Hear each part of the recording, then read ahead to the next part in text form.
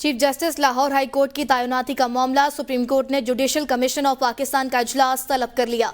Chief justice Pakistan काजी फायज ईसा की जेर सदारत जुडिशल कमीशन का इजलास 23 फरवरी को होगा।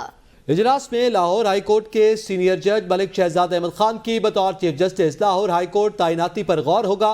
मौजूदा chief justice Lahore high court अमीर भट्टी आइंदा माह 7 मार्च को रिटायर्ड हो रहे हैं। इस हवाले से मजीद जानेंगे बिशरत राजा से। जी बिशरत राजा, आप बताइएगा। जी, ये chief justice Lahore high court की तैनाती का मामला है और इस सिलसिले में सुप्रीम कोर्ट ने जुडिशल कमीशन ऑफ पाकिस्तान का इजलास तलब कर लिया है। चीफ जस्टिस पाकिस्तान काजी फायज ईसा की जेर सदारत जुडिशल कमीशन का इजलास 23 फरवरी को होगा।